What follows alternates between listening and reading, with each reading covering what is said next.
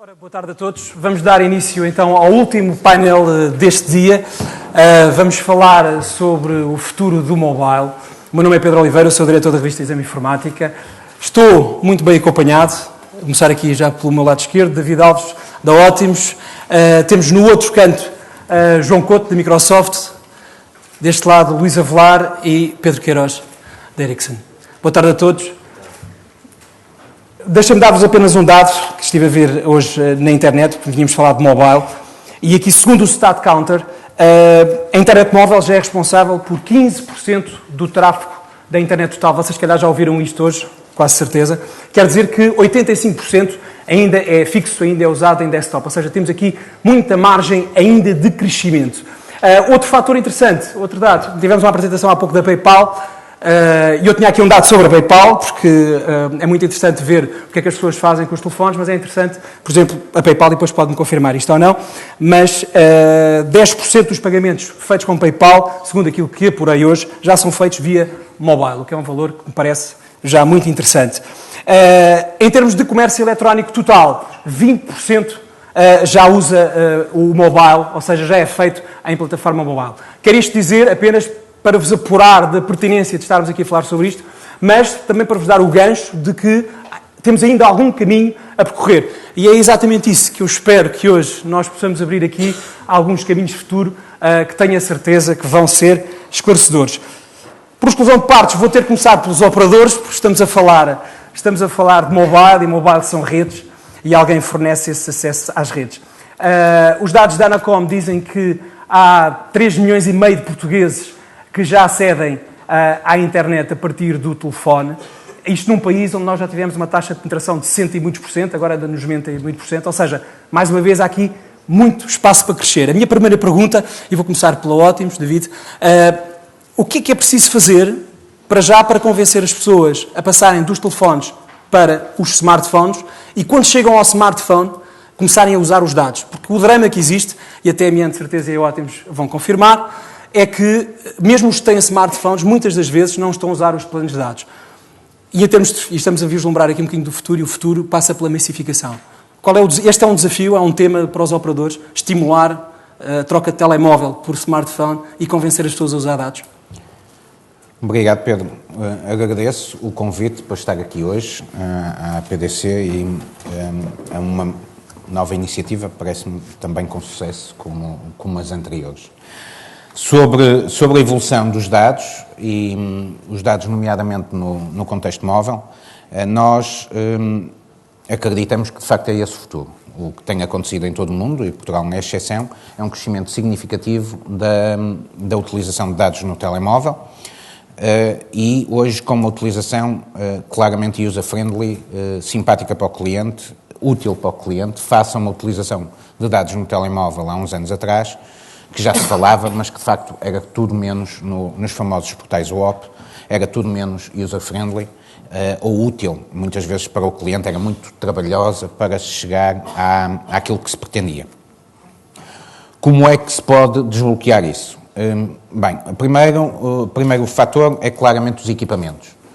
E, portanto, ter um portfólio de equipamentos que corresponda e que possibilite a utilização intuitiva dos dados é crítico.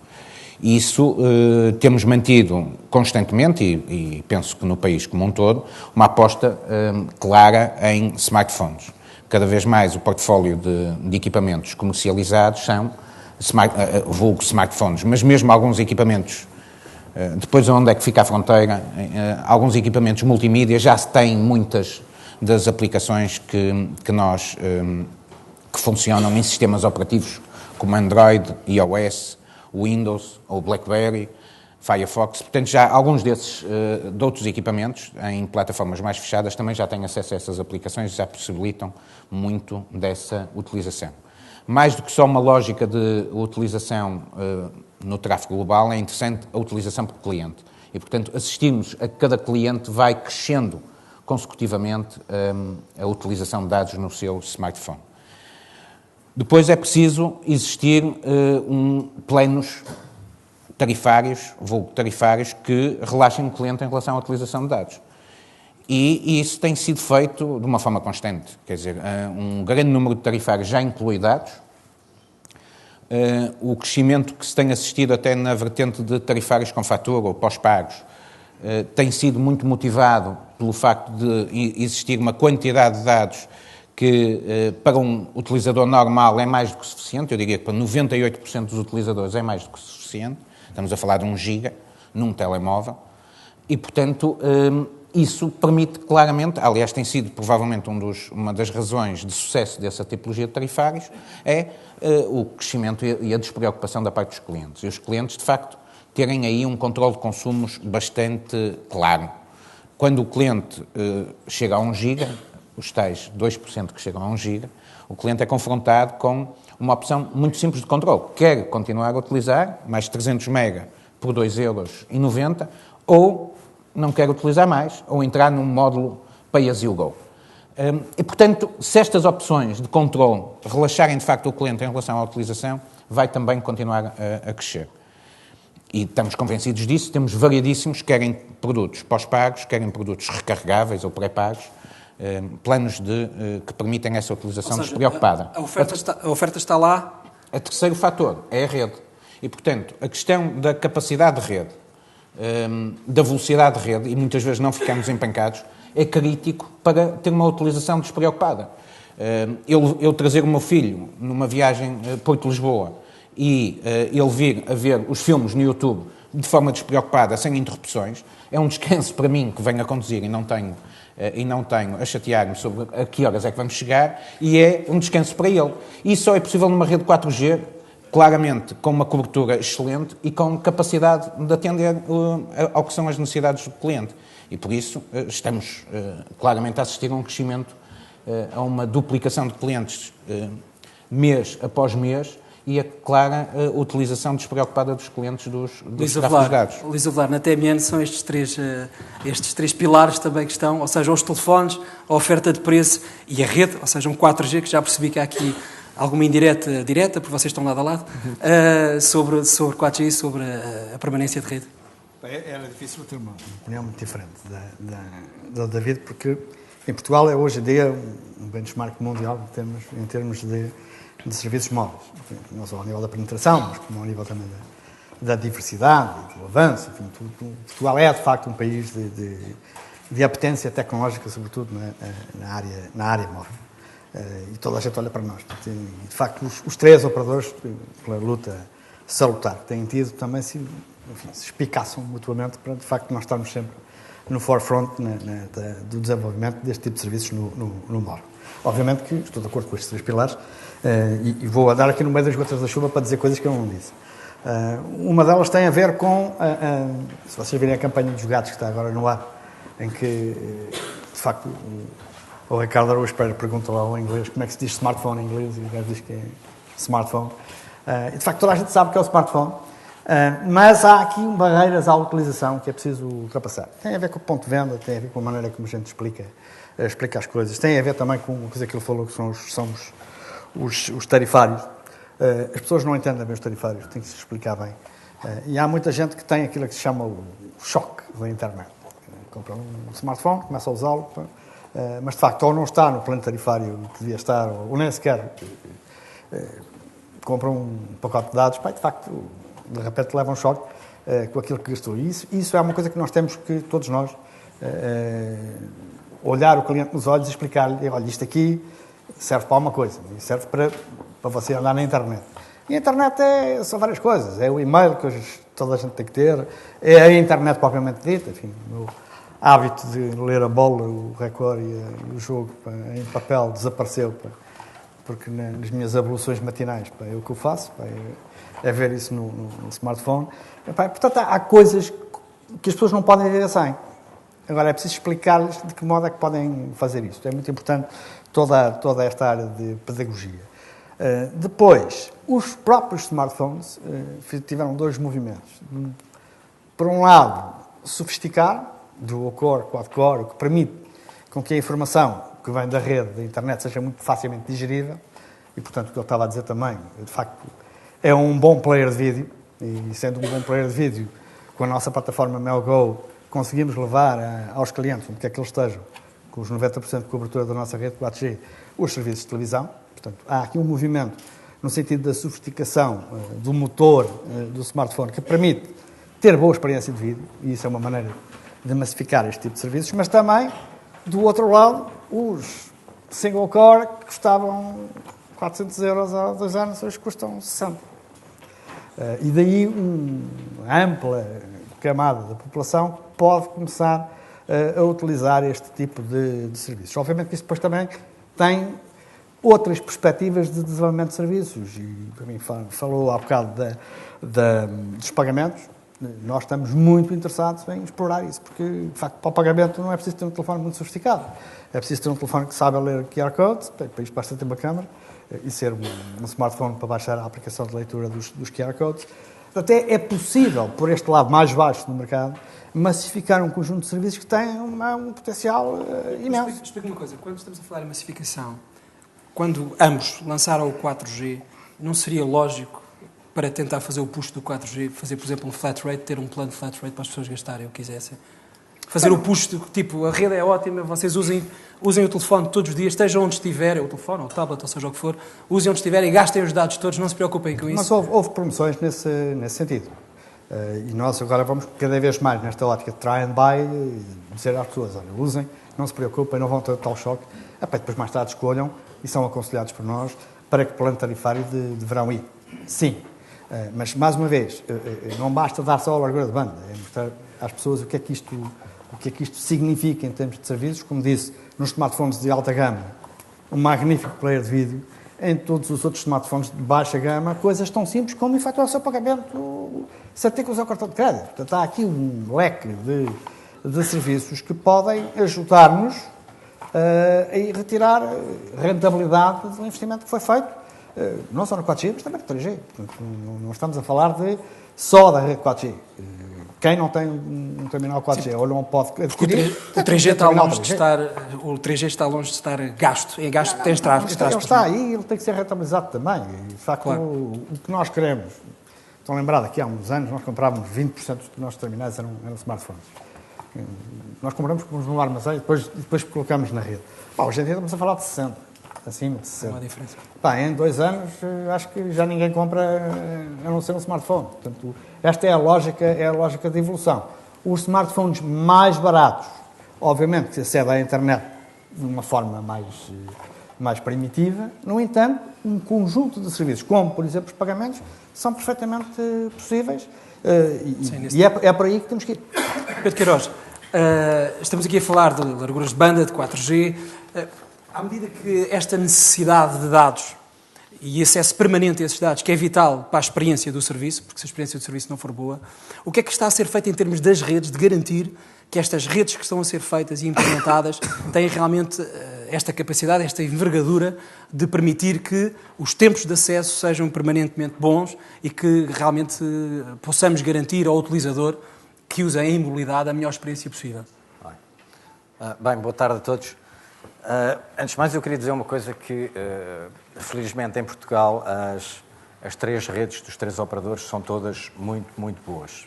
Basta ir cruzar a fronteira, ou então ir ao Brasil, ou qualquer coisa, aos Estados Unidos, ou quando chegamos cá, a experiência do utilizador é fantástica. Portanto, não haja dúvida que os 3 operadores conseguem entusiasmar e aliciar a experiência. E isso decorre um bocado que têm feito investimentos avultados na rede, a comprar as licenças para o espectro, etc. Tem constantemente, nos últimos 10, 15, 20 anos, uns mais cedo, outros mais tarde, têm feito investimentos fantásticos. Este exemplo que o David estava há bocado a dizer, dos filhos a virem no carro a ver streams de vídeo, é verdade. Eu em fevereiro estive em Sevilha e depois não vim a guiar. Assim que passei a fronteira em Monte Santo António até Lisboa, vim sempre ligado com o meu telemóvel em hotspot e no carro 2 iPods, mais não sei o quê, tudo nas redes sociais, etc. Tudo mesmo. Qualquer uma das redes faz isso com as experiências. Não, ele diz isto porque eles são os 3 meus clientes, nossos clientes da Ericsson, portanto tenho que ter assim um bocadinho cuidado a dizer que as redes são todas boas e são de facto. Tinha vários cartões SIM e alternando são de facto, entre eles e tal. E alternando e experimentando várias coisas. Portanto, eu penso que Portugal aí fez um trabalho fantástico e em termos de redes eu acho que nós somos uma referência mundial. Bem, o que é que vai acontecer daqui para a frente? Eu acho que os utilizadores vão utilizando cada vez mais. Ainda ontem estive em Espanha e vi um anúncio da Telefónica que lançou um smartphone com Mozilla do Firefox por 60 e tal euros. Portanto, o preço dos equipamentos terminais vai caindo. Obviamente, podemos discutir se o flat fee nos dados é uma boa ou má estratégia. Enfim, há discussões que se dividem. Mas o que eu acho que é importante é a maneira como os operadores vão, enfim, isto é um anglicismo, monetizar a rede daqui para a frente. Eu vou dizer aqui uma coisa, se calhar ficam chateados comigo, mas enfim, a voz irá ser gratuita, ou tende a ser gratuita, assim como foi no fixo. Hoje em dia nós não pagamos por voz no fixo, é residual. Vem no pacote, no 3Play ou no 4Play. E aquilo que eu acho é a maneira como vão monetizar, decorre muito agora de evoluir no sentido de fazer cada vez a parte mais do data mining, que é aquilo que, nomeadamente, as Googles, as Apples deste mundo fazem e que os operadores estão a começar a fazer, extrair os dados em tempo real e em tempo móvel, que é uma coisa que estas empresas não conseguem fazer o data mining, fazer o data federation, o Federation Cloud, e eu acho que o negócio vai mudar substancialmente em termos da receita, vai vir do outro lado e acho que vai ser um negócio que vai continuar muito para a frente. Portanto, acho que os pilares da rede e da rede com qualidade, com velocidade, etc., mais ou menos estão lançados. Já lá estão. Agora é um bocadinho continuar para a frente com soluções mais inovadoras e todos os dias temos campanhas, anúncios, etc., parcerias, etc., de qualquer um dos operadores. Acho que se Portugal, enfim, se pudesse fazer um benchmark em termos de telecomunicações com os outros países, não tenho a mínima dúvida, estamos ao nível, quer dizer, não da Coreia do Sul, porque isso é mesmo o top, mas estamos mesmo no top 5 em termos de performance, desempenho das redes, qualidade, produtos oferecidos, preços, etc. Portanto, muito bom. Já vamos voltar a esse tema que é muito importante, que é como é que os operadores vão ganhar dinheiro a partir do momento que esta cash cow da voz está basicamente a acabar, e como é que vão ganhar dinheiro depois a cobrar serviço a serviço. Já vamos falar sobre isso. João Couto, vamos falar agora aqui um bocadinho de dispositivos, porque os dados de mercado este ano, já falámos aqui muito sobre smartphones. Vou falar agora de tablets. Os tablets, este ano, o mercado já absorveu mais tablets do que netbooks, aqueles pequenos computadores de preço mais baixo. Este ano, o que vai acontecer até ao final do ano é que vão vender-se mais tablets do que portáteis. Até 2015, o que se vai vender de tablets vai equivaler a PCs. PCs é o quê? São os computadores de secretária mais os portáteis. Ou seja, estamos aqui perante um boom de tablets, de um device. Curiosamente, foi muito querida a Microsoft, que foi a empresa que o apresentou juntamente com a HP já há uns anos. E a minha questão é, esta tendência de mercado poderá ter levado, vai-me responder, a Microsoft a ter o primeiro computador, a investir no Surface, a fazer o Surface. E a pergunta que eu lhe queria fazer era, para além se isso é verdade ou não, se foi aproveitar esta grande tendência de mercado e aparecer com o Surface, e de que forma é que vê esta convergência dos utilizadores ser muito focada, basicamente, em smartphones e tablets? Bom, antes de mais, muito boa tarde e obrigado aqui pelo convite.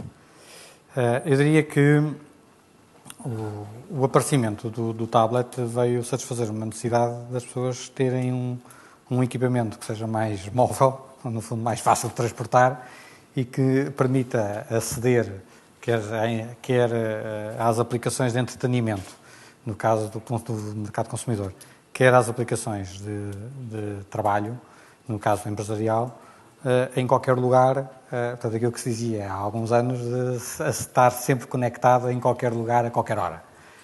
E, portanto, o tablet veio resolver aqui uma necessidade de mercado que existia, que já lá estava e, portanto, está claramente em crescendo. A forma como a Microsoft entrou neste mercado, entramos, e acho que é importante reconhecer que entramos um bocadinho tarde, portanto, entramos com a onda já criada. Um bocadinho é simpático, está a ser simpático. Eu diria, repare, em horizonte temporal, entramos para aí 2 anos mais tarde. E eu acho que este é que é o ponto importante, é que esta indústria move-se com uma rapidez muito intensa e não se consegue desenvolver um projeto de raiz numa semana ou em 2. Uma coisa destas tem o seu tempo de desenvolvimento. E quando nós entramos, quisemos entrar criando uma experiência que fosse única no mercado. e que estabelecesse uma referência no mercado. E daí a importância de nós lançarmos o nosso primeiro device, o Surface, que combinasse uma experiência única de sistema operativo com o equipamento e estabelecer a referência. E agora, aquilo que nós vamos fazer daqui para a frente são duas coisas. No fundo, primeiro, continuar a trabalhar com os nossos parceiros OEMs, uma vez estando estabelecida esta referência e lançando-nos a eles o desafio. Agora, por favor, desenvolvam tão bom ou melhor, e nós próprios continuamos a levar a fasquia dessa referência. E, portanto, claramente uma aposta forte nos tablets e, portanto, a Microsoft, o que vocês vão ver durante os próximos meses, vai ser a Microsoft a continuar a apostar forte no Surface e a apostar forte em todos os devices com base no nosso sistema operativo. Mas mais do que isto, nós, quando entramos neste mercado, tivemos também uma preocupação de ter um posicionamento diferenciador. E do nosso ponto de vista, uma utilização que permita uma experiência de cliente consistente, independentemente do device que está a ser utilizado, é, do nosso ponto de vista, muito diferenciador. E, portanto, permitir ao cliente final que ele tenha a mesma experiência num PC, num tablet ou num telefone, é, para nós, o pilar da nossa diferenciação. Daí que estejamos a fazer uma aposta forte no Windows 8, com uma experiência consistente no PC, no tablet e no Windows Phone 8. Portanto, esta é, no fundo, a nossa estratégia de aposta neste mercado. Acreditamos que, tal como já foi dito, os smartphones vão dominar. Acho que agora é uma questão de preço para fazer a massificação. Os tablets vão continuar a crescer. Não acreditamos que os tablets sejam substitutos dos PCs. Portanto, acho que vão ser devices complementares aos PCs, quer sejam desktops, quer sejam laptops. E o Windows 8 acaba por ser uma resposta que consegue estar em todos estes dispositivos, aquilo que estava a dizer, e garantir sempre a mesma experiência ao longo dos dispositivos. Exatamente. Portanto, a ideia é que um cliente tenha exatamente a mesma experiência. Isto depois, complementado com a nossa oferta de cloud, permite que um cliente esteja a trabalhar num documento ou esteja a ter uma determinada experiência de entretenimento em casa, no seu PC, ou, por exemplo, na sua Xbox, e permita transportar essa experiência de entretenimento ou de trabalho num determinado documento para o seu tablet quando sai, ou para o seu smartphone quando está à espera de uma reunião, ou quando está no autocarro à espera do autocarro, percebes? E, portanto, esta é a ideia que está por trás, é ter um sistema operativo que permita uma utilização consistente em todos os seus devices e depois complementado com uma oferta de cloud que permite que toda a experiência que o cliente está a usufruir possa ser facilmente transponível para qualquer um dos devices. Muito bem. Voltamos aos operadores. A questão que o Pedro levantou é muito pertinente. Como é que, em termos de estratégia de futuro, como é que se está a pensar, e em termos de mobile de futuro, que vai acontecer, quando as pessoas, quando se começar a ganhar dinheiro com distribuir os serviços todos, o vídeo é aqui, quer ver um clipe de vídeo, agora custa X, a seguir quer ver uma página web, custa X, a seguir quer usar uma app Y, custa X. Como é que estão a pensar resolver essa questão de poder cobrar todos esses pequenos serviços que depois juntos dão muito dinheiro, espero eu, para vocês, claro. Então, eu não acredito muito no mundo, falando contra mim próprio, que sou responsável pelo móvel, no móvel standalone. Enfim, o Grupo Portugal Telecom e o MEL fizeram isso, fizeram o chamamento para a convergência, e eu acho que o que as pessoas precisam, de facto, é disso. Nós não lançámos o M4O porque nos apeteceu, lançámos-lo porque fizemos estudos muito aprofundados sobre o que as pessoas, de facto, querem. E, sobretudo, num ambiente de crise, eu poder ter todos os serviços, não só o móvel, fixo, internet, os dados, tudo, de uma forma previsível, numa única fatura, com um único call center, é, de facto, uma grande vantagem competitiva, e isso mostrou-se pela grande tração que o produto tem tido. Enfim, os nossos concorrentes estão lançando as suas ofertas também. Portanto, eu acho que é por esse caminho que o mercado de consumo vai avançar. Ou seja, trazer as pessoas todas para dentro de um ecossistema único. Eu acho que é por aí que as coisas vão avançar. Dentro desse regime, digamos, em que há como, por exemplo, para a eletricidade, mas ela está numa casa, mas ela depois é utilizada por vários aparatos lá dentro, não é? Nós temos aqui um conjunto de serviços que podem ser utilizados em vários devices. Não é? Devices esses que acedem a variadíssimos serviços que estão por trás e todos eles suportados numa infraestrutura 3G, 4G e depois com uma cloud poderosa por trás, como foi ontem anunciado no nosso lançamento do 6º maior data center mundial na Covilhã. Nós também não o fizemos só porque nos apeteceu, gostamos de gastar dinheiro, não. A gente gosta de ganhar dinheiro.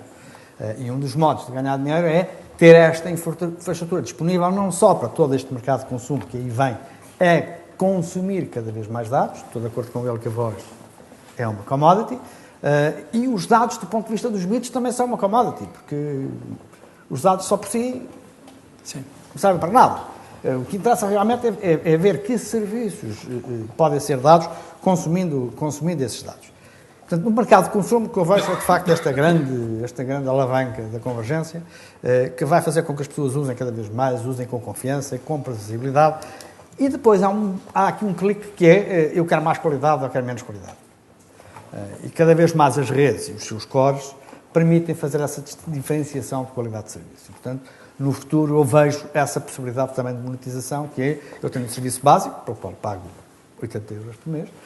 Se quiser mais uns pacotes de dados, porque eu uso muito, custa-me mais qualquer coisa, mas sobretudo se quiser um throughput, uma latência, vou ter também pagar por isso, uma vez que isso me custa ao operador alguma coisa a montar. Portanto, isto do lado do mercado de consumo. Depois não nos podemos esquecer das empresas e da sua virtualização. Eu trazer aqui só uns números para termos uma ideia do que é que a gente está a falar. De 2005 para 2010, a capacidade mundial dos data centers aumentou 5 vezes. E vai continuar a aumentar ainda mais. Os processos virtualizados das empresas aumentaram 8 vezes, de 9% em 2005 para 69% em 2013. Em 2016 é 7%.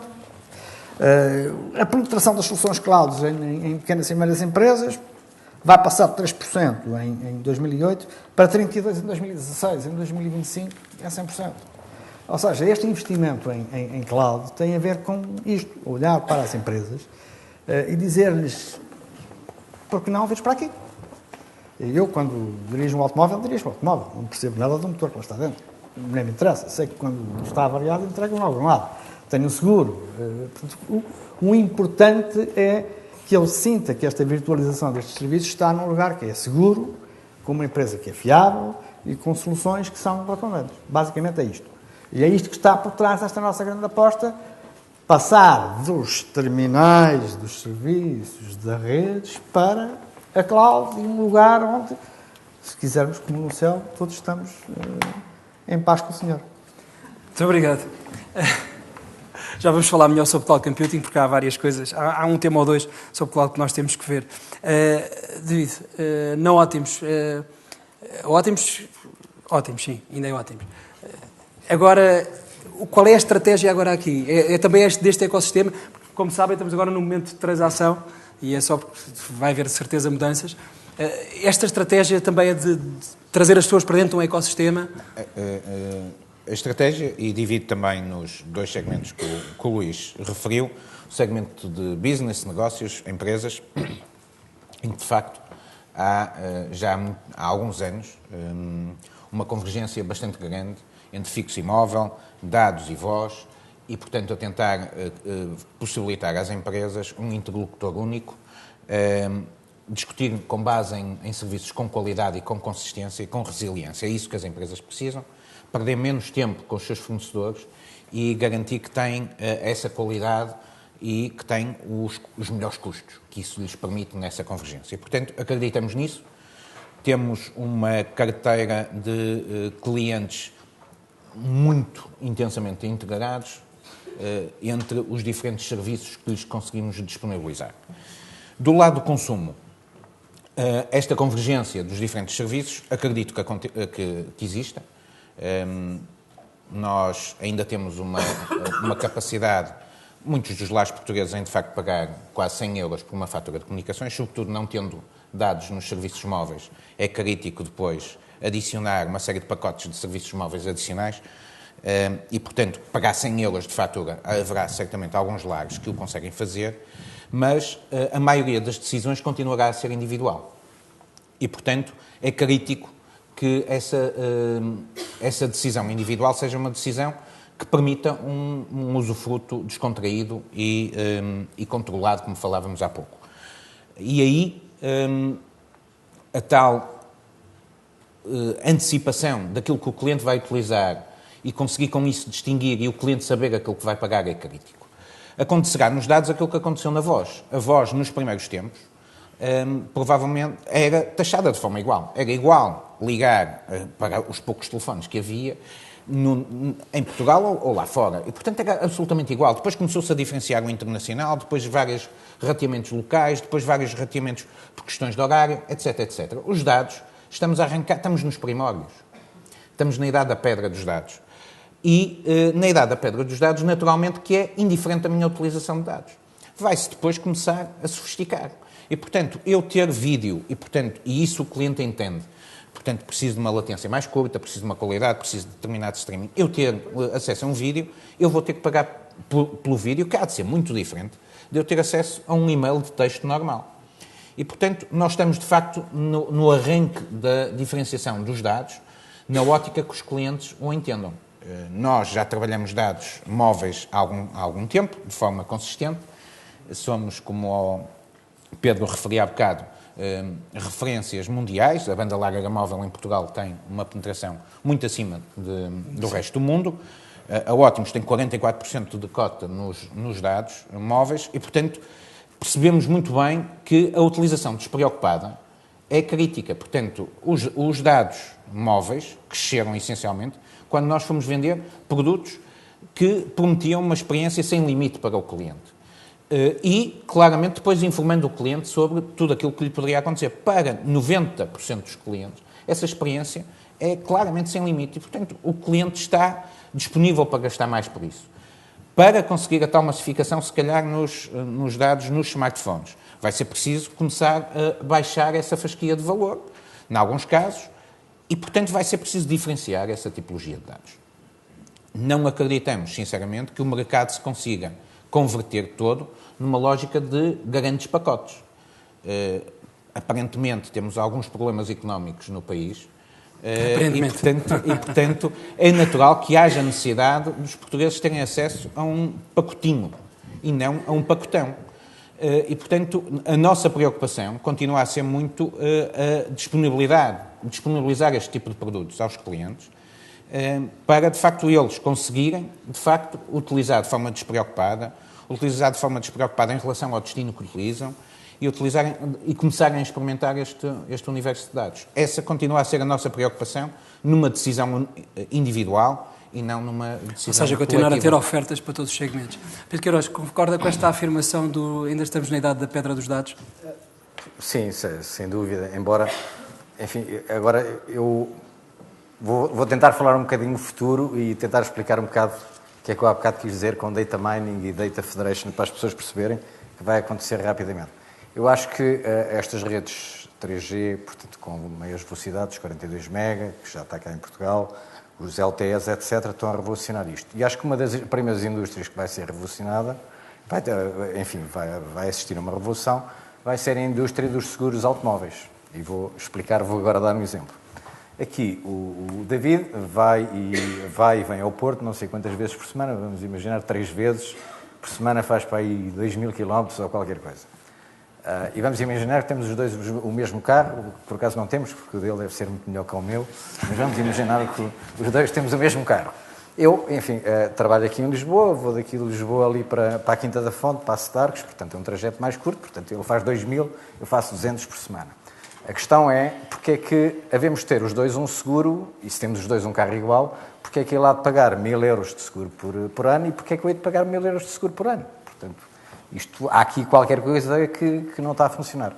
Um dos exemplos nesta parte do Data Federation é que, nomeadamente duas empresas, uma é a Volvo e outra é a BMW, já estão a desenvolver um conjunto de soluções para o Connected Car. Portanto, o carro, quando sai da fábrica, já traz um SIM, depois pode ser um SIM branco ou não, depois podemos falar um bocado sobre isso, e o carro está ligado. Obviamente que a nossa primeira aproximação é para a fábrica monitorizar se o carro precisa de ir à revisão, se precisa trocar pneus, etc. Uma série de ajuda, no caso, etc. Mas se pensarem bem, isto também pode ajudar, nomeadamente, a ver a quilometragem que cada um faz e a que velocidade faz por semana. E vendendo estes dados, e aí é que está o Data Federation, à companhia de seguros, a companhia de seguros, a polícia é impossível por causa da proteção de dados, a companhia de seguros vai ter sistemas muito mais sofisticados de nos vender seguros. Obviamente que eu vou optar por um determinado tarifário e o David vai optar por outro tarifário. Portanto, esta coisa do data mining, extrair os dados e depois fazer o Data Federation, associar um portfólio de empresas que não tem nada a ver com o setor, vai ser a maneira de monetizar, peço desculpa pela expressão, em português é dinheirar, endinheirar o negócio, é uma das coisas que vai acontecer e, obviamente, por disponibilizar esses dados, passar essa informação, etc., obviamente que a Ótimos e a TMN e a Vodafone vão receber dinheiro por isso. Portanto, reparem, o core business é comunicações, mas a maneira, quer dizer, não é comunicações, é operador de tecnologias de comunicação de informação. O core business é esse, mas a maneira como vão receber dinheiro vai ser totalmente diferente. Se pensarem bem, é o mesmo negócio da Google. A Google disponibiliza o Google Maps para sabermos onde é que andamos, não andamos, uma série de aplicações, agora, enfim, mas aquilo que cobra é por anúncios, não é? Portanto, faz as pessoas ir lá e depois por anúncios. Os operadores, neste momento, estão na idade da pedra, eu sou o primeiro a reconhecer, mas vão evoluir rapidamente para apanhar esta onda. Disse o exemplo dos seguros automóveis, posso referir 50, enfim, se puxarmos da cabeça, podemos puxar por 500 ou 1000, pelo menos. Sim, já vamos falar sobre isso na internet das coisas.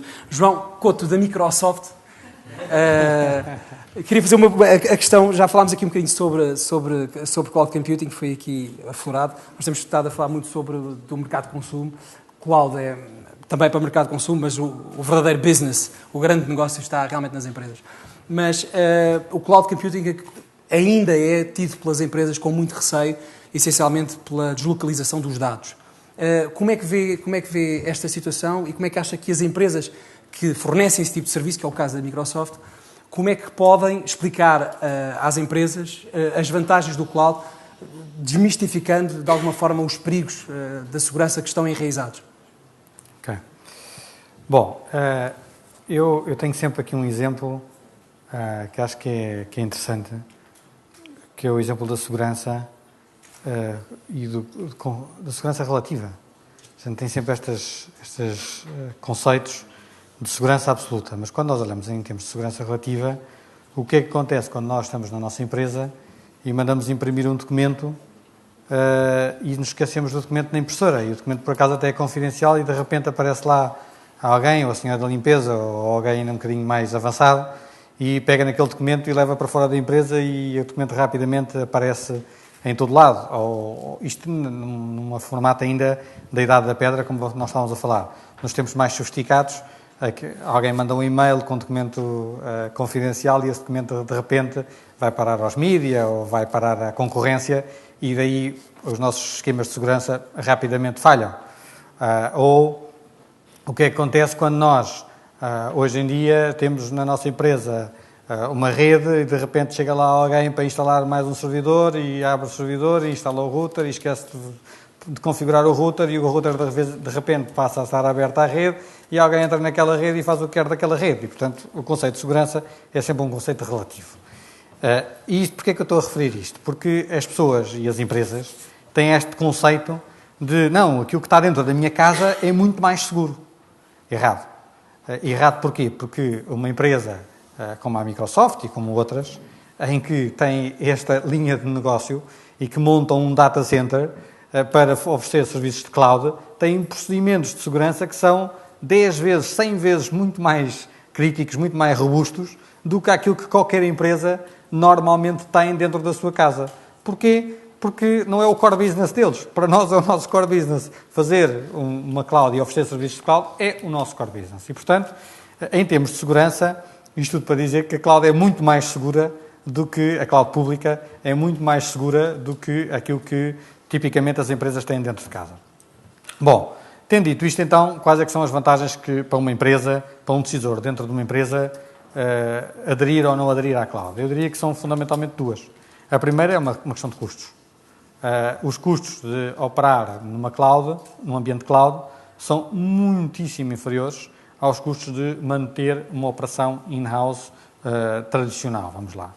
Porquê? Porque se poupa em custos não só de hardware e de sistemas, mas também se poupa em custos de energia e poupa-se em custos de pessoas para fazer a operação e manutenção ou das máquinas ou das aplicações. E a poupança de custos, assim, para chutar assim, um valor assim, por alto, eu diria, anda à volta dos 50%. Obviamente isto depois depende de caso a caso, mas assim por alto há uma poupança de custos de cerca de 50% em utilizar cloud versus não utilizar. A segunda razão tem a ver com a flexibilidade. E a flexibilidade significa que os gestores de infraestrutura das empresas podem fazer crescer a sua infraestrutura à medida das necessidades.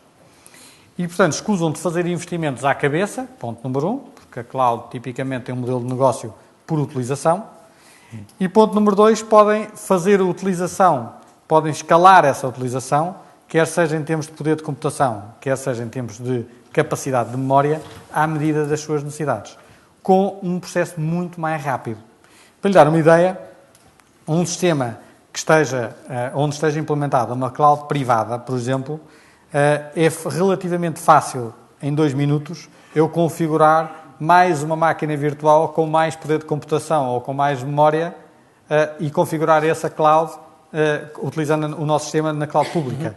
E, portanto, o sistema continua a funcionar na cloud privada e rapidamente escala para a cloud pública à medida que for necessário. Porquê é que isto é relevante?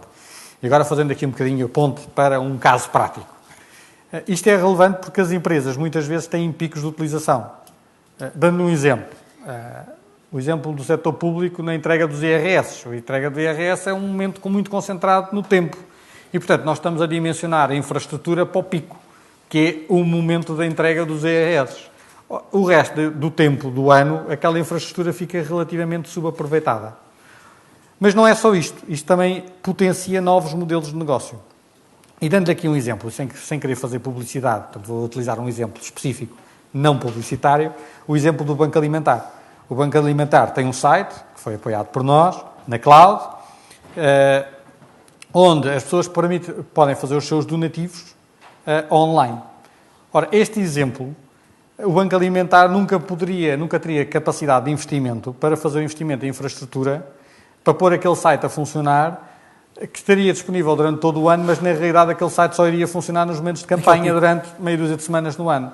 Não faria qualquer sentido do ponto de vista racional de modelo de negócio. Num modelo de negócio na cloud faz todo o sentido, porque a infraestrutura está na cloud, o Banco Alimentar só pagaria por utilização e, portanto, permite viabilizar um modelo de negócio que anteriormente não faria qualquer sentido.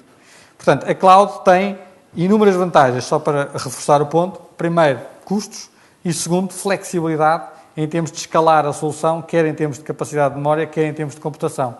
E muito mais fácil gestão. Pedro, volto a si só para fazer uma questão. Já se acha que esta questão da segurança se pode explicar facilmente a quem pode comprar uma solução deste tipo e depois recentrarmos aqui no nosso tema, que é a possibilidade das empresas começarem a aceder de qualquer lado, e aqui trago, se calhar, ao tema o Bring Your Own Device, ou seja, os administradores das empresas poderem trazer os seus próprios dispositivos para dentro das empresas e começar a utilizá-las dentro do ambiente da empresa que supostamente está seguro, e quando eu trago o meu equipamento é um estranho, não está dentro daqueles protocolos de segurança. Ou seja, estas novas necessidades das empresas, para já a mobilidade, aceder a qualquer lado, que é uma das coisas que a cloud permite, e também esta tendência que é de mobilidade, que é eu poder trazer o meu dispositivo, este é o meu dispositivo pessoal, mas tanto dá para eu trabalhar na empresa como dá para trabalhar fora.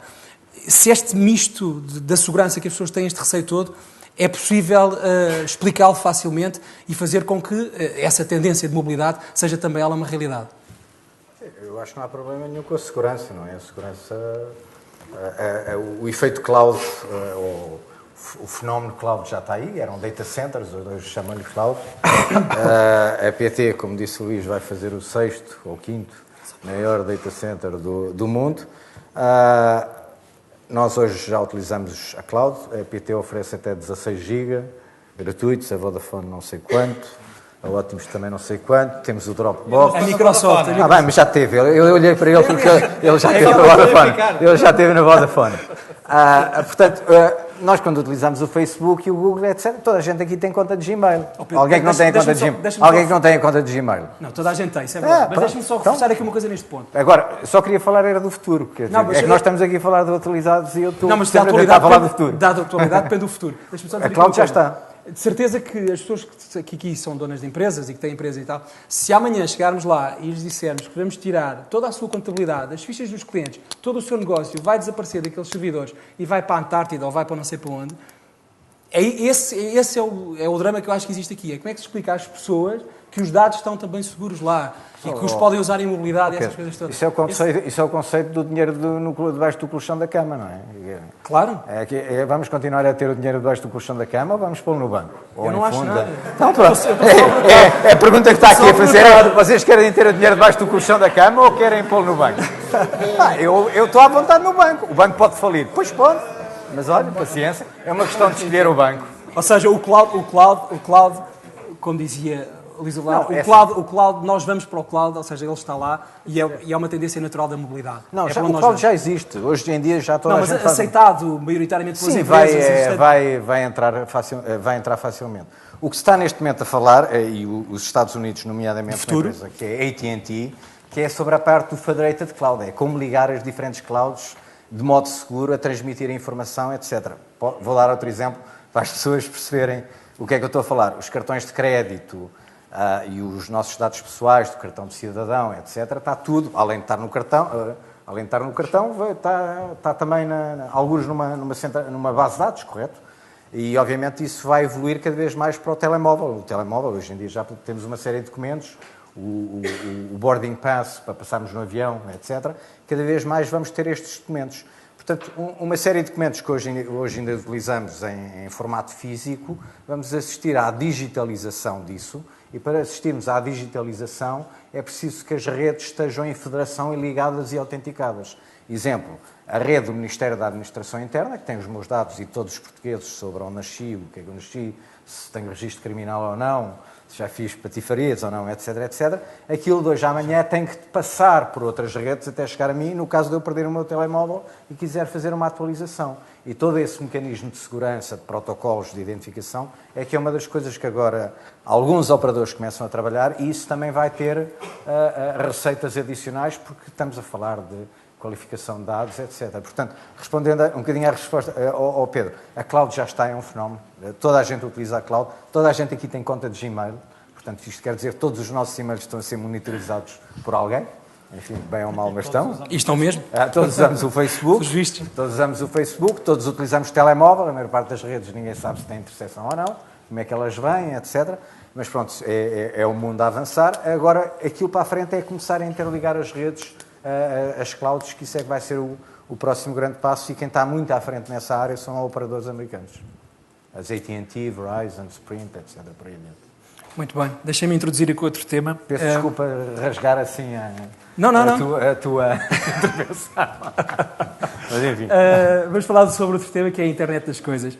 A internet das coisas é basicamente o que está a acontecer agora, e é uma tendência de futuro, reforçando ali o que o Pedro estava a dizer, que é basicamente, há cada vez mais dispositivos que estão ligados à internet.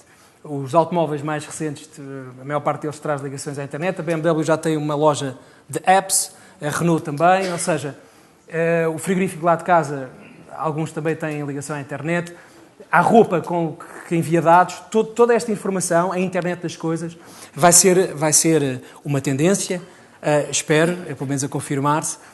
E a minha pergunta era, começando pelos operadores, é se isto é mais uma oportunidade para realmente se ir buscar algum dinheiro, ou seja, se fazer negócio, porque, por exemplo, a BMW amanhã pode ter, estou a usar a BMW para dizer a Fiat ou outra coisa qualquer, pode ter carros em Portugal que vêm com um cartão da Ótimos, ou com um cartão da TMN, neste caso, e que permite eu navegar e partilhar no Facebook que estou agora no sítio X, não a conduzir, o carro tem que estar parado, ou então faço por voz ou uma coisa qualquer.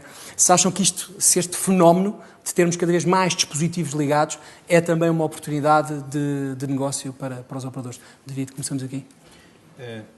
Na nossa perspectiva, é claramente uma oportunidade de negócio.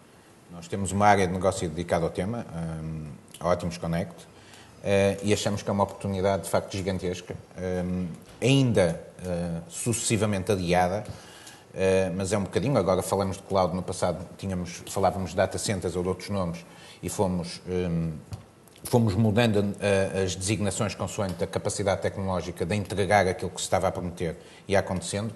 E no caso do machine to machine, hoje IoT, Internet das Coisas, é de facto uma promessa que ainda não acontece em larga escala, mas é algo que está no despontar, provavelmente, do início da explosão em termos de massificação. Já acontece hoje, quando nós compramos um Kindle, vem lá dentro um SIM card que não é português. E, portanto, quando nós viajamos, estamos de facto a utilizar um SIM card do outro lado. Dava o exemplo dos automóveis e já acontece hoje, e já acontece há alguns anos, que um conjunto de equipamentos vem de raiz com alguns desses dispositivos ligados a outras redes e a outros operadores que não os nacionais. Mas isso não deixa de ser uma oportunidade também para nós de internacionalização e de utilização e de fecho de negócio com alguns desses fabricantes de equipamentos ou de dispositivos, para conseguirmos, de facto, entrar em alguns outros mercados. E, portanto, não podemos olhar apenas para a penetração que os outros podem fazer no mercado nacional, mas também para a nossa capacidade de entrar noutros mercados e, com isso, crescemos claramente o footprint das nossas operações. E, portanto, claramente vai acontecer. Os tablets não vêm, de facto, de raiz com SIM cards, mas um conjunto de outros dispositivos, desde os automóveis, a eletrodomésticos lá em casa, a um conjunto de outras coisas que nós vamos utilizando, vêm cada vez mais ligados dentro disso. Não é? E, portanto, estamos perfeitamente cientes de que o número de dispositivos vai disparar nos próximos anos a um ritmo crescente. Na TMN, vamos ter uma parceria com a TMN com alguém, futuramente? Completamente de acordo, mas para além da questão das aplicações mais óbvias, há depois outras que têm a ver com os OTTs, que também começam a estar aí e que também permitem, como diz o David, essa questão da internacionalização. Por exemplo, o exemplo do TMN Drive, que é uma aplicação que a gente tem, que se chama TMN Drive, mas que está nos smartphones de todos os três operadores. Como é que se chama? Porque TMN Drive.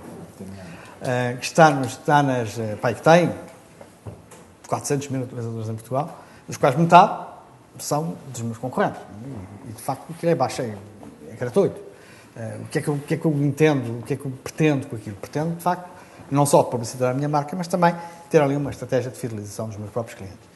Esse tipo de coisas que eu faço em Portugal, posso fazer lá fora, com outra marca. Portanto, cada vez mais o papel da inovação de um operador olha para o seu próprio mercado, mas também olha para esse mercado com uma capacidade de desenvolver serviços over the top que depois possa vender, noutro caso, noutros mercados. Obviamente, a nossa geografia, digamos, mais apetecível ao Brasil, temos um operador lá, mas quem diz o Brasil, diz Marrocos, ou diz a Rússia, desde que a aplicação seja boa, há aí, de facto, uma capacidade de desenvolver o negócio. Nós, em Portugal, pelo facto de sermos, de facto, muito evoluídos do ponto de vista da infraestrutura e da oferta, temos essa vantagem competitiva, se quisermos. Temos o PT Inovação, que quando faz coisas para Portugal, faz coisas para o Brasil, faz coisas para qualquer outro lado. A internet das coisas, como de facto estamos a falar de todas as coisas, desde o frigorífico aos automóveis, permite desenvolvimentos múltiplos, feitos dentro da casa, fora da casa, em associação, com parcerias, obviamente que sim. É por aí que as coisas vão avançar. Até porque, se não fizermos, a Google o fará, ou um AI qualquer coisa o fará. A Microsoft também. João, uma questão sobre... Vou voltar aqui a falar de dispositivos, porque há um dado, pelo menos que está estudado, seja nos Estados Unidos e na Europa, em que a taxa de penetração, e vamos falar de smartphones, a taxa de penetração dos smartphones, quando passa aos 50%, existe ali um tipping point, e normalmente o que acontece é que ou estagna ou o crescimento fica realmente muito suave, praticamente não se dá por ele. Uma das estratégias, não é parceiro Microsoft, mas, quer dizer, quase que é a da Nokia, tem sido, no Windows Phone, lançar muitos equipamentos destinados para mercados emergentes, de forma a compensar, se calhar, um pouco a posição que o Windows Phone tem nos sistemas operativos móveis e ir para mercados emergentes para ganhar cota. Vê, de alguma forma, a possibilidade de virmos a ter um Surface, por exemplo, feito de propósito para esse tipo de mercados, ou seja, que vai para mercados emergentes, onde aparece um Surface, não este que temos agora, mas um a custar metade do preço, ou um terço do preço, no âmbito de massificar a mobilidade? Okay, bom, eu vejo isto de duas formas. Primeiro, acho que o ponto mais importante é perceber porque é que essa saturação existe nos mercados em torno dos 50%. Isto tem a ver com o modelo de negócio. Porque para um determinado nível de preço, para se aumentar essa penetração, os operadores têm que fazer um esforço maior de subsidiação para baixar o preço. E às tantas entra-se numa zona em que, para um determinado cliente com um determinado nível de consumo, a rentabilidade daquele cliente com um smartphone é igual ou menor do que a rentabilidade daquele cliente com um telefone normal. E, portanto, esse é o momento onde para a equação. Okay? É o limite onde para a equação. Portanto, eu acho que o fundamental aqui é a escala e o desenvolvimento de smartphones a cada vez mais baixo preço para permitir a continuidade dessa penetração. Aliás, essa é uma das razões pelas quais a penetração de smartphones no mercado pré-pago é muito menor do que no mercado pós-pago. Exatamente porque o tipo de telefones que são vendidos no mercado pré-pago tem um preço muito mais baixo e, portanto, é mais difícil penetrar. Voltando aqui à questão agora desta estratégia de emerging ou não emerging. Vamos ver. Se isto é verdade nos mercados maduros, nos mercados emergentes, como na China, como na Índia, etc., ainda é mais verdade. Porquê? Porque o preço dos equipamentos lá, a importância do fator preço no equipamento é ainda maior, porque o rendimento disponível é menor. E, portanto, nestes mercados, a introdução dos smartphones, o preço dos smartphones tem uma preponderância ainda maior. E a massificação dos smartphones nestes mercados só se vai dar quando se começarem a ter smartphones em massa, em escala, abaixo na Europa, a partir dos 100 euros, portanto, para baixo dos 100 euros, nestes mercados, tipicamente, nos 30, 40, 50 dólares no máximo. Portanto, isto é a realidade. Enquanto nós não conseguimos fazer produção em escala de smartphones, quando eu digo smartphones é mesmo smart, não é um híbrido. Portanto, smartphones a 50 dólares, isto não vai descolar. E o mesmo problema se passa nos tablets. Portanto, os tablets carecem exatamente do mesmo problema. Temos que conseguir produzir em escala tablets de qualidade a um preço muito acessível. Qual é que é a estratégia que tem sido seguida nos tablets? Para se baixar o preço, tem-se começado a adotar diferentes form factors, ou diferentes tamanhos de ecrã. E, portanto, aquilo que o ecrã, que tipicamente começou nas 11 polegadas, estamos neste momento a começar a assistir à introdução de tablets com ecrãs cada vez mais pequenos. Os de 10 polegadas, os de 18 polegadas, os de 17 polegadas, e para tentar fazer uma redução não só do ecrã e do custo do ecrã, mas também depois de tudo aquilo que está associado, do processador, da memória, etc., porque as capacidades vão diminuindo também e vai fazer baixar o preço. Isto já está hoje em dia bastante visível cá em Portugal, e hoje em dia a quantidade de tablets, o grande volume de tablets que está-se a vender já é nessas gamas, de preço mais baixo, e é ainda mais crítico nos mercados emergentes exatamente por esta sensibilidade ao preço. Portanto, respondendo à sua pergunta, vamos lançar um Surface ou algo equivalente de preço muito baixo, não lhe sei dizer. Sei lhe dizer é que estamos a trabalhar com os OEMs, de facto, a tentar introduzir tablets com base no sistema operativo do Windows, que sejam cada vez mais baratos e que possam competir nesses mercados. Não creio que ainda estejamos lá, ainda estamos num price tier ainda bastante acima dos 50 dólares, mas acho que vamos lá chegar assim que conseguimos ter a escala. Pedro, continuamos a falar de futuro. A China é o maior mercado de smartphones, apenas com 20% de penetração. Fazer uma rede, estabelecer ali uma rede de 4G ou de 5G de futuro, seja lá o que for, deve ser um desafio enorme para garantir que todas aquelas pessoas vão poder, também elas, entrar neste comboio. Num país que não tem... E depois, se calhar, Luís Oliveira pode dizer alguma coisa sobre o Brasil, sobre isso, porque a experiência deve ser boa também. Deve ser difícil montar lá uma rede e levar a rede para permitir esta massificação do mobile. É assim, nós cá em Portugal, segundo as minhas contas, os 3 operadores têm 10 mil sites, mais ou menos, todos somados, com diferentes tecnologias, mas dá mais ou menos 10 mil. 10 mil. 10 mil. Na China, agora, só para começarem o LTE, só para começar, foram logo 200 mil estações, só para começar, e com coberturas mínimas. Portanto, estamos a falar de um mercado de dimensão totalmente diferente e, obviamente, a China, qualquer encomenda, qualquer projeto, aquilo mexe no ponteiro decisivamente. E, sob esse ponto de vista, são realidades totalmente diferentes. Agora, voltando um bocadinho atrás, isto são números... No final do primeiro trimestre, nós tínhamos à volta de 6,4 mil milhões de subscrições móveis. Para o ano já vai ser igual ao número da população mundial e a nossa previsão interna é que, com a internet das coisas, o M2M, etc., prevemos que por volta de 2020 vão haver, a nível global, portanto, à volta de 50 mil milhões de ligações. Ainda só estamos nós a falar no primeiro passo, e agora passo a falar do futuro, que é, sobretudo, a ligação, o M2M do imóvel, portanto, da máquina de café expresso, do frigorífico, do carro, etc. Acho que vamos assistir a uma segunda fase, que são a ligação da parte viva. Nomeadamente, vamos assistir a fenómenos como, e o Luís já presenciou isso, nomeadamente árvores, florestas com sensores ligados à rede para detectarem se vem um fogo, se não vem, se precisam de mais água para injetarem a rega automática, etc. Os anúncios, eu não estou a dizer isto para chatear aqui o João, os anúncios que a Google promete agora com os óculos, o Google Device com essa ligação também começa aí a aparecer, portanto são coisas vivas, já começam a estar ligadas. E o Luís também teve a oportunidade de ver a condutividade do corpo humano, em que nós punhamos a mão num device onde estava um iPod e do outro lado umas colunas, e o nosso corpo fazia a condução elétrica, portanto o iPod, as colunas começavam a tocar pela ligação, portanto a parte da transmissão dos sinais elétricos,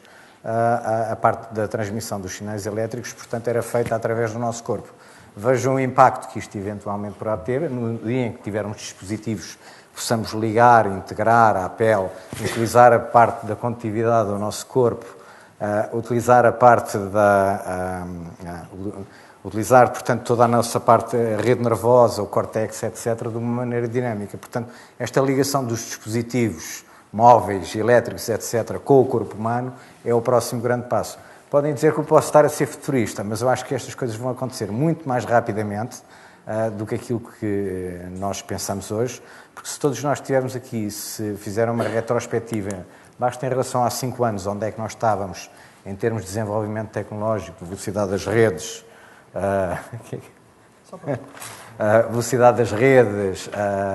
dispositivos, preços, aquilo que uma empresa, na altura Nokia, que dominava o mercado, outra que apareceu totalmente revolucionária. Portanto, aquilo que nós vimos nos últimos 5 anos vai continuar a acontecer de maneira exponencial daqui para a frente. Portanto, se calhar, esta previsão que eu disse de 2020, se calhar até vai ser antecipada. Isto vai ser bom para os operadores, espero eu, para os fabricantes de infraestrutura, como nós. Espero que seja bom para todos. Quero acrescentar alguma coisa? De mostrar estas coisas a coisa da música, assim, é uma chatice, porque se a gente começa a dançar, vai-se embora a música. Mas que realmente funcionava, tinha que estar lá quieto, assim. Nós tínhamos lá alguém escondido atrás, quando ele se ligou, que ligava aquilo. Mas, olhando para o futuro, só uma coisa que tem a ver com a China e com o Brasil, e depois uma coisa que tem a ver com a tecnologia. Na China, de facto, esta explosão vai acontecer. A classe média chinesa vai explodir também drasticamente. E, portanto, vai acontecer a massa crítica na China muito mais rápido do que a gente imagina.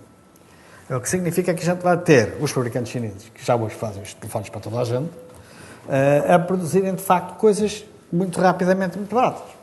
E, portanto, esta tendência dos smartphones, dos tablets, chegarem a preços realmente muito acessíveis, está aí.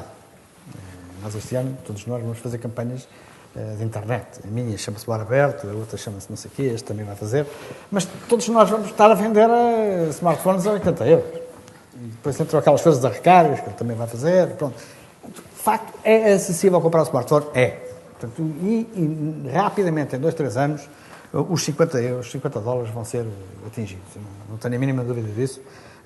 Aliás, até no 4G, eu assisti a uma erosão de preços, que eu também visto, e 5 vezes mais depressa do que eu estava a imaginar. Porque eu estava a contar que a erosão de preços no 4G fosse semelhante à do 3G, um pouquinho mais rápida, mas foi muitíssimo mais rápido. Muitíssimo mais rápido. Nós estamos a falar de campanha de verão outra vez, um smartphone 4G de 4 polegadas a 199 euros. 199 euros há 2 anos, não havia smartphone sequer, quanto mais um smartphone 4G. Portanto, as coisas estão aí. Da internet das coisas, o que vai de facto surgir são estas brincadeiras que eu estava a falar. Algumas terão pés para andar, outras não terão. Há todo o domínio do entretenimento e do show, e do show business, que vai aproveitar muito isto. Não está só a olhar para os automóveis, mas vai haver muita coisa que está relacionada com a interação numa sala de espetáculos, por exemplo. Isso vai existir. Mas, sobretudo, vai existir uma outra coisa que eu também já vi, e que isto é um tablet, certo? Não está. Isso é uma folha de papel. Isto é um tablet. Isto é um tablet. Vamos imaginar que é um Isto é um tablet. Eu não consigo ter isto no bolso. Certo? Mas se eu dobrar, e se voltar a dobrar, isto está no bolso. Isto está, daqui a 2 anos existe. Eu já vi uma folhinha, assim, que é um tablet, e tem esta espessura. Um pouquinho mais, Mas tem isto. Portanto, a ideia de que os tablets são difíceis de usar, isso vai ser rapidamente, porque eu posso perfeitamente. Esta folhinha dobrada tem o tamanho do meu telefone. É certo que eu, quando comecei a usar isto, parecia que estava com um bacalhau na cabeça. Mas rapidamente toda a gente se habituou. Isto que está é o tamanho disto. Não deixa de ser um bacalhau. O João vai-lhe oferecer outro. É o tamanho disto, que depois vai ser desdobrado e rigidamente transformado no tablet. Portanto, a evolução normal dos devices vai ser esta. E vai ser esta com custos muito acessíveis dentro de muito pouco tempo.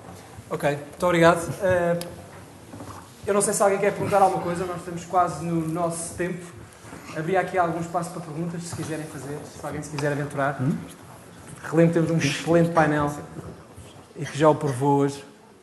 Perguntas? Ora bem, força. Eu arrisco uma pergunta. É muito simples, mas... Aí temos um microfone para si.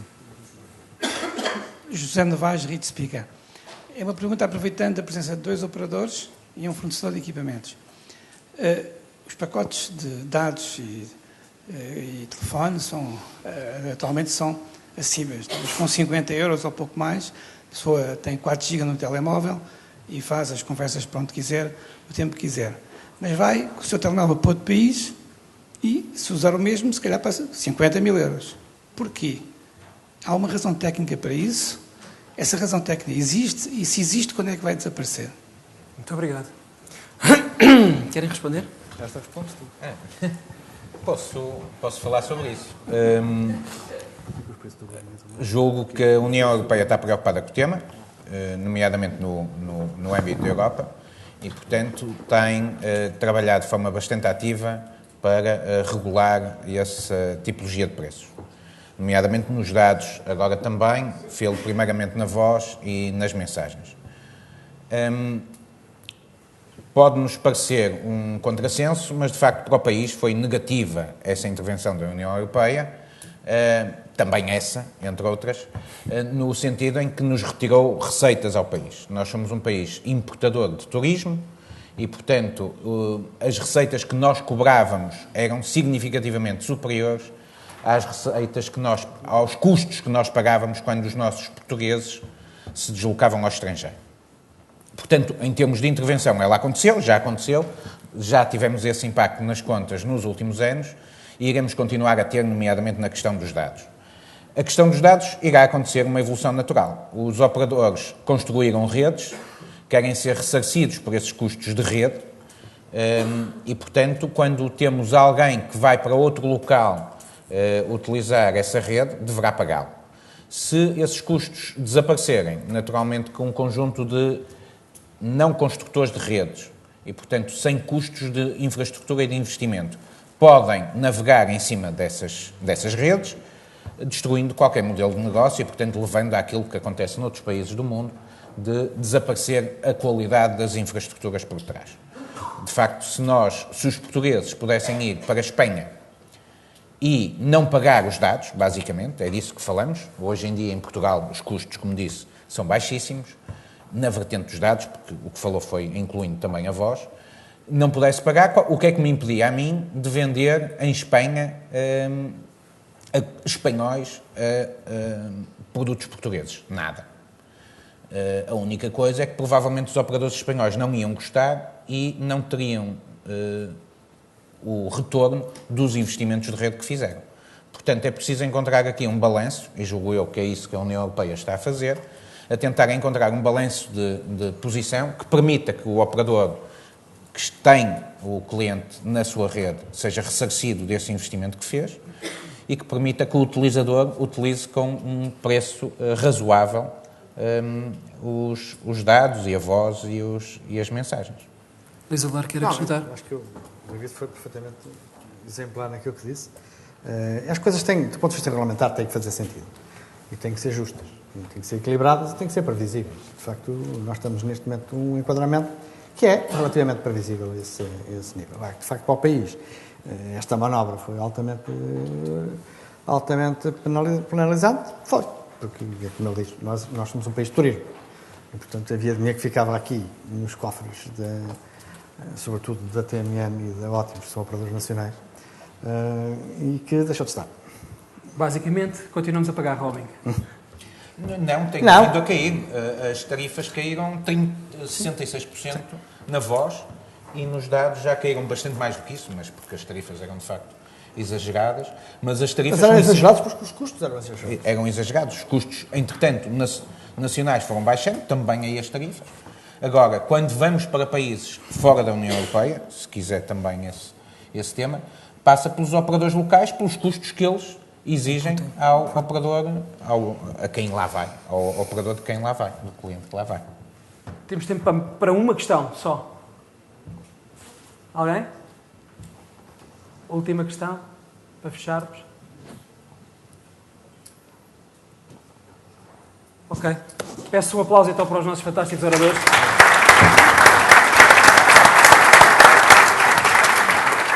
Muito obrigado. Boa tarde.